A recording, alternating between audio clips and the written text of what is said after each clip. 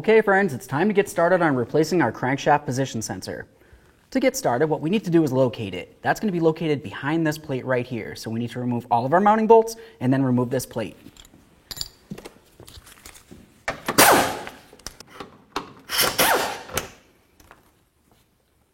Now as you can tell, ours is going to be very hard to see. It's covered in gunk right here, so what I need to do is clean this area down before I can continue. To clean that down, it's going to be easiest if I go ahead and remove this rear windshield as well. So I'll go ahead and get that out of the way.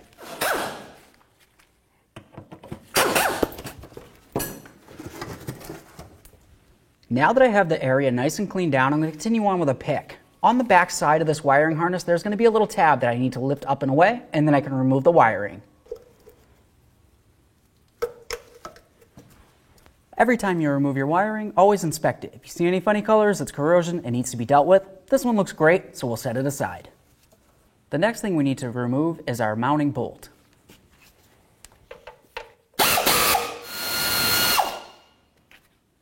Now I'm going to use a flat blade screwdriver. I'm going to come right in between this bracket area and the engine and just pry out the crankshaft position sensor.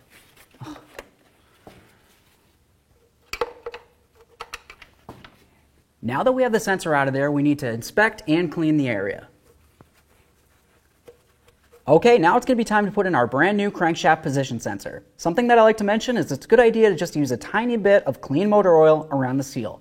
Once you've got that on there, let's go ahead and install it.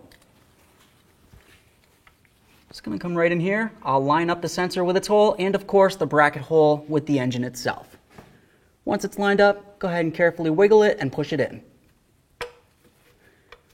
There we are. Now we can grab our mounting bolt, we'll start it in, and then we'll torque it to manufacturer specifications. Let's get our bolt in there.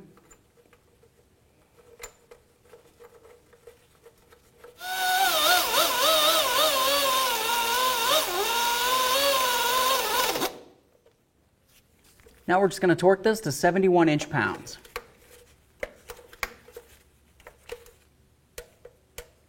There we are. Okay, now it's time to put the wiring back on there. Go ahead and push it up and click it in. Push that on, and of course give it a nice little tug just to ensure it's completely secured. Now let's put our shields back on.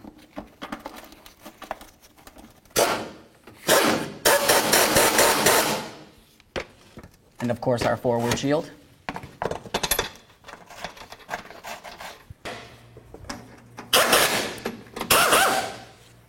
Okay friends, all you have left to do is get your truck back on the ground. After that, start it up, make sure you don't have a check engine light, and then take it for a road test.